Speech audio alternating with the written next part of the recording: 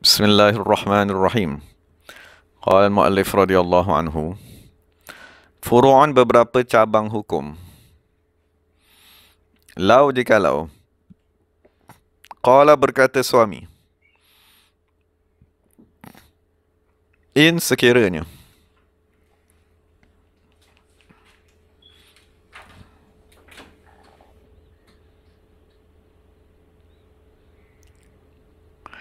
abra'tini, engkau melepaskan daku,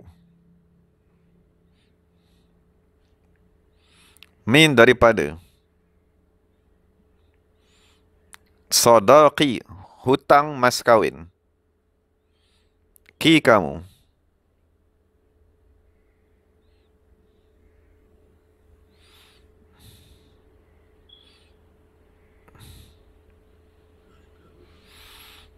utalliquki, mungkin aku akan mentalakkan kamu. Fa'abra'at, lalu isteri tadi melepaskan hutangnya. Maksudnya masa kahwin tadi, dia adat lah di kalangan bangsa Arab. Dia mahar tu dia bagi dua. Mas kahwin dia bagi dua. Dia panggil muqaddam dan muakhar. Contohnya 10,000, 5,000 bayar di awal kahwin, 5,000 hutang. Sekiranya nak bercerai, pakai ni lah. Maksudnya sekiranya nak bercerai, maksudnya ada hutang mas kahwin lagi. Dia bagus lah adat tu supaya kalau dalam Islam dia ada, dalam fiqh dia panggil mit'ah, famatti'uhun. Maksudnya disunatkan apabila nak berlaku perceraian, suami akan memberikan sejumlah wang kepada isteri. Tapi kalau yang famatti'uhun tadi tu, yang dipanggil mit'ah tadi tu, itu ialah sunat. Kadang-kadang jadi kalau ada sunat takut tak bagi je. Dan apabila mahar tu dah dibagi dua, dijadikan hutang, jadi sememangnya suami berhutang kepada isteri, mas kahwin separuh lagi. Tak kisahlah berapa bahagian sekalipun. Jadi suami tu kata kepada isteri, kalau kau lepaskan hutang tadi tu, hutang 5,000 mas kahwin yang akhir tadi tu, kalau kamu lepaskan hutang ni, insya-Allah aku akan talakkan kamu. Boleh. Dia cakap macam tu lah. Sekarang ni kita nak bincang ayat tadi tu. Adakah ayat tadi tu akan mewujudkan lafaz khulu'? Itu soalan ni. Khulu' ni maksudnya tebus talak. Kalau suami tu kata, sekiranya kau bayar kepadaku RM1,000, aku khulu'kan kamu. Ataupun suami kata, aku khulu'kan kamu dengan bayaran RM5,000. Itu jadi teruslah khulu'nya. Sebab ayat suami tadi ayat yang pasti. Ayat apa dia? Ayat yang menunjukkan kepada yakin dia nak buat benda tu. Maksudnya dia mewajibkan dirinya menghuluk sekiranya kamu bayar RM1,000. Jadi kalau isteri tu bayar, dia jatuhlah khuluk tadi. Itu asalnya bayar. Tapi sekarang ni bayaran tu ditukar kepada hutang. Tapi bila kes ni macam ni, suami kata sekiranya kau lepaskan hutang tadi, mungkin aku akan mentalakkan kamu. Jadi ayat tu dia tak kuat menunjukkan kepada khulu'. Dia tak jadikan talak dengan melepaskan hutang tu, dia tak ada ikatan. Jadi dia tak jadi khulu'. Jadi contohnya sekarang, sekiranya kau melepaskan hutang, mungkin aku akan mentalakkan kamu. Lepas tu apa yang berlaku? Fa'abra'at, perempuan tu melepaskan hutang. Terpedaya dengan ayat suami tu lah. Bila perempuan tadi melepaskan hutang, tak jadi khulu'. Sebab apa? Fatallaqa, lalu suami tadi talakkan. Maksudnya bila perempuan tu dah lepaskan hutang, bari'ah, suami tu terlepas daripada hutang. Tapi suami tadi dia janji, mungkin aku akan mentalakkan. Jadi dia pun talakkan lah. Fatallaqa, dia pun talakkan. Isteri lepaskan hutang, suami talakkan. Apa yang jadi? Wa taluqat, isteri pun tercerai lah. Dia jadi dua benda asing. Suami mentalakkan, benda baru. Isteri melepaskan hutang, isu lain. Jadi dia jadi talak biasa. Dia tak ikat antara dua ni, jadi khuluk tak jadi. Itu yang dia nak bagi tahu sekarang. Tak jadi itu sebab ayat suami tadi tu utallikuki pakai fi'il mudhari'. Itu masalah. Dia bila akad-akad ni dia tak boleh pakai fi'il mudhari'. Perasan tak kalau kita jual beli, kita mesti kata ba' tukar. Ishtara itu. Kita mesti gunakan fi'il madhi tadi. So fi'il madhi tadi dia menunjukkan kepada ilzam tadi. Maksudnya kita iltizam, kita bersungguh-sungguh nak buat. Seolah-olah benda tu dah jadi. Jadi apa yang berlaku sekarang? Yang berlaku ialah bari'ah, suami terlepas daripada hutang. Sebab isteri tadi dah lepaskan hutang. Lepas tu suami talak kan, seolah-olah talak tu tak ada kaitan pun dengan hutang tadi. Fatallaqa, suami talak kan, isteri pun tertalak. Walam takun mukhali'atan. Tiadalah isteri tadi mukhali'atan berjaya menghulukkan diri ni. Tak berjaya. Maksudnya hutang dah terlepas, dapat talak je. Sekarang ni isteri tu nak khuluk, perasan tak? Ini masalah suami isteri tadi lah. Kan ada isteri nak khuluk kan ada. Sebab kalau talak biasa dia panggil talak rajai. Boleh patah balik semula. Kalau khuluk dia panggil talak bain, tak boleh patah balik. Jadi isteri tadi dia nak khuluk, tak tahu apa masalah dia. Tapi bila suami buat ayat macam ni dan dia ingat boleh dapat khuluk, rupanya tak dapat. Jadi cerai biasa je. Sebab masalah pada utalliquki tu fi'il mudhari' tu. Ni cabang hukum yang pertama, wallahu alam. Yang kedua pula, walau qalat, ni kalau isteri berkata, talliqni, talakkanlah daku. Wa anta, dan engkau, bari'un, terlepas, min, daripada, mahri, hutang mas kawinku.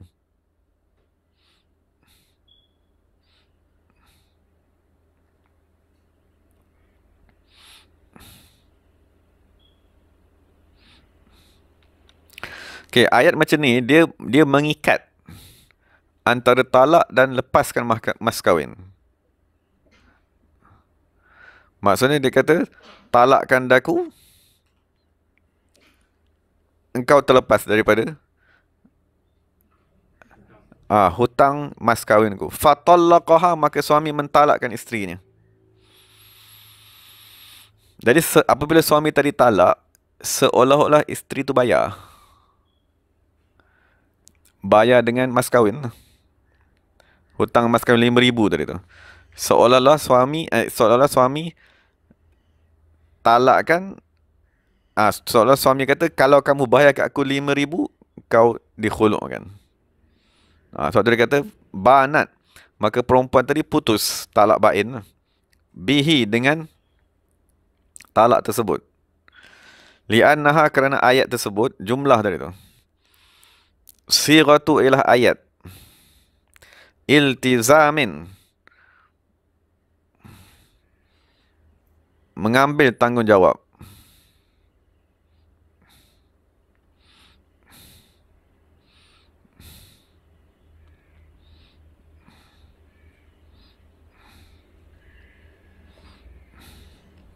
Sebab kita bincang sekarang ni, khuluk dia mesti ada apa? Bayaran. Khuluk ialah talak berbayar. Jadi ayat yang kita nak gunakan tu, dia mestilah ayat yang mengikat talak dan bayaran. Jadi kalau ayat yang mula-mula tadi tu yang salah ni. Sebab pertama dia gunakan fi'il mudhari'. Sebab tu nak kena tengok dia cakap macam mana. Maksudnya kodi tu kena perhati apa nak cakap. Supaya ayat tadi tu dia menunjukkan kepada, kalau macam ni aku mesti nak buat macam ni. Kalau kamu bayar, aku akan khulukkan. Bukan mungkin aku akan talakkan. Mungkin tak mau. Sebab dia fi'il mudhari', dia ada kemungkinan janji. Azhabu, maknanya aku janji nak pergi. Dia tak semestinya azhabu tu maknanya aku mesti nak pergi. Dia boleh terjemah dua. Fi'il mudhari'. Sebab dia akan. Jadi akan tu sama ada aku mesti ataupun mungkin. Dia sebab itulah ayat tadi tak boleh pakai. Tapi yang ini, yang kedua ni, isteri yang cakap. Isteri kata, talakkanlah daku, aku bayar dengan hutang mas kahwin. Jadi ayat isteri itu ialah ayat yang mengikat. Dia mengikat talak dia dengan bayaran aku bayar hutang tadi tu. Tak jadi. Sebab isteri dia minta taliq ni, talakkanlah daku. Jadi suami talakkan. Jadi talak suami tu dia mengikut. Bebas. Bebas. Au qalat ataupun berkata. Ataunya ini dia beza sikit. Isteri berkata, in sekiranya talaqtani, engkau mentalakkan daku. Faqad, maka sesungguhnya abra'tuka, aku melepaskan hutang kamu. Boleh. Melepaskan hutang. Hutang mas kahwin tadi. Ataupun isteri itu kata, fa anta, nescaya engkau bari'un, terlepas, min, daripada sadaqi, hutang mas kahwinku.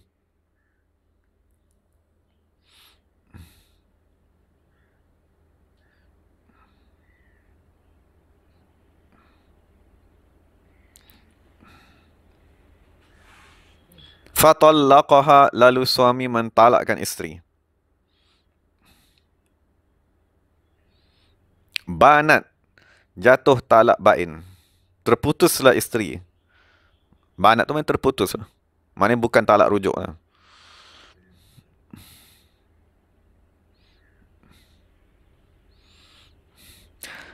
Cuma masalah yang kedua ni, kalau isteri cakap macam tu, kalau kau talakkan aku lepaskan kau. Kalau kau talakkan aku, nescaya aku akan lepaskan kau daripada hutang mas kahwin ni. Okay, melepaskan hutang mas kahwin tu dia panggil ibra'. Ibra' maknanya melepaskan hutang. Maksudnya hutang tu tak payah bayar lah. Okay, dia dalam fiqh ni, dalam mazhab Syafi'i, ibra' tak boleh digantung. Sekiranya matahari terbit, aku ibra' ke kamu. Jadi ibra' tu tak sah. Boleh faham tak? Kita nak melepaskan hutang, kita lepaskan je lah. Aku lepaskan hutang kau. Cakap betul-betul. Jangan kata, sekiranya hujan turun besok, baru aku lepaskan hutang kau. Taklik tadi tu. Dia mentaklikkan ibra' tu dengan sesuatu perkara lain, menyebabkan ibra' tu tak sah. Boleh faham tak sekarang ni? Jadi ayat yang sekarang kita tengah bincang ni, isteri tu kata, sekiranya kau talakkan aku akan lepaskan hutang. Jadi ibra' tu sah ke tak sah? Ibra' tu tak sah. Sebab dia gantung ibra' tu dengan talak. Dia tak kira gantung dengan apa pun tak sah. Gantung dengan matahari terbit ke, gantung dengan hujan turun ke, gantung dengan talak ke, gantung dengan apa segala pun tak sah. Ibra' tak boleh ditaklikkan. Okay, jadi sekarang, bila dia buat ayat macam tu, sekiranya kau talakkan aku akan lepaskan hutang. Dari sudut khuluk jadi tak? Dari sudut ayat ni nak jadi ayat khuluk, boleh pakai tak? Boleh. Sebab talak dah digantungkan dengan bayaran. Cuma bayaran tu tak sah. Asalnya bayaran ni ialah ibra'. Tapi ibra' tak sah sebab apa? Sebab ada taklik. Kan? Jadi bila ibra' tu tak sah, isteri tu tak kena bayar. Sebab khuluk dah jadi.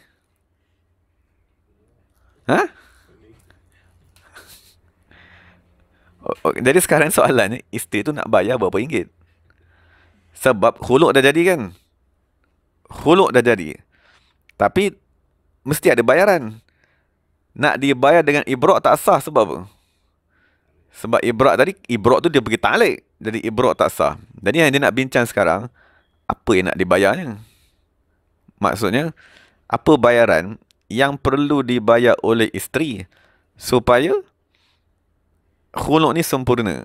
Sebab tu dia kata, banat, putus juga. Maksudnya berlaku khuluk tadi. Tapi dia kata, bimahril mithli. Isteri tadi kena bayar mahar misil. Faham tak? Mas kahwin seumpama. Sebab ibra' tadi dah tak sah, maka ditukar kepada mahar misil. Maknanya kalau mas kahwin perempuan tu seumpamanya ialah 5,000 ataupun 10,000, maka isteri tadi kena bayar 10,000 kat suami, baru dia jadi khuluk tadi. Itu dia kata kat sini, banat. Maka putuslah perempuan tadi bimahril misli, dengan mahar misil. Alal mu'tamad, atas pendapat yang mu'tamad. Ya, sebab tu kenapa tak pakai yang hutang tadi tu? Dah lepaskan hutang, jadi bayaran lah sepatutnya. Lifasadil iwadi, kerana rosaknya bayaran. Isteri nak minta talak dan isteri nak bayar dengan lepas hutang. Tapi melepaskan hutang tu fasad. Cara dia nak melepaskan hutang tu rosak sebab berlaku ta'liq, gantungan tadi. Kenapa fasad tadi? Bi ta'liqi, dengan sebab pergantungan. Al-ibra'i, pelepasan hutang tersebut.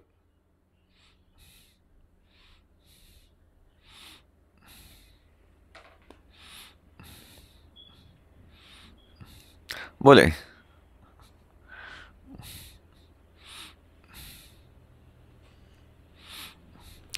Jadi yang dia nak bincang sekarang ialah kepentingan lafaz tadi tu. Lafaz yang merujuk kepada al-khulu'i, khulu' tadi.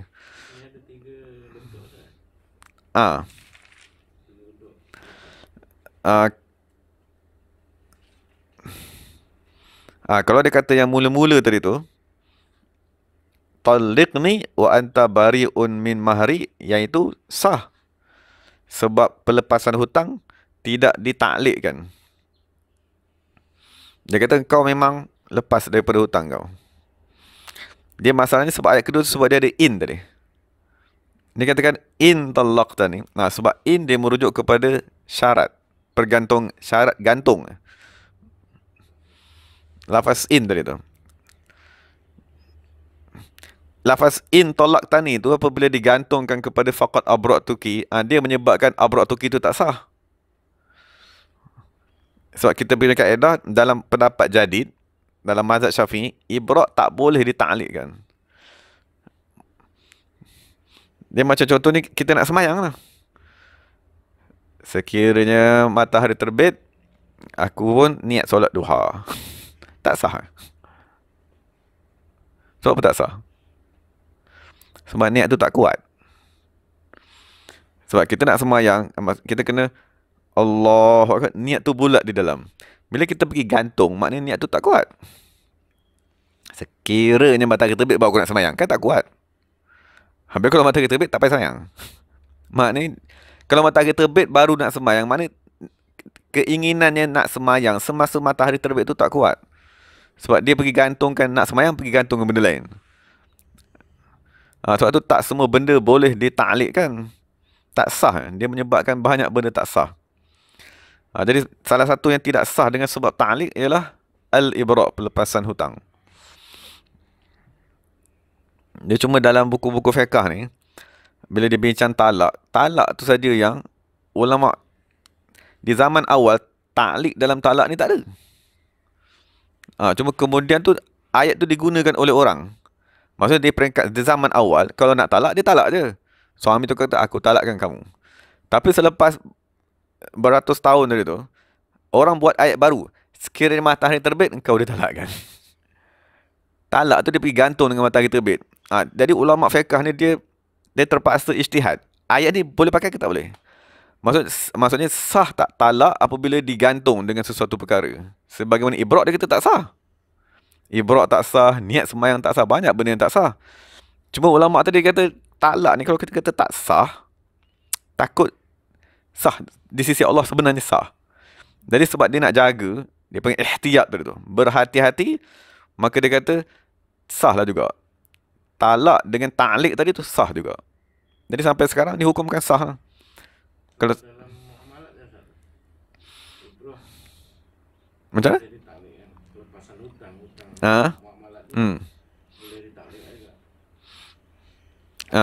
Hutang sekiranya macam ni. Lepaskan hutang sekiranya macam ni. Sebenarnya hutang tu wajib. Mana?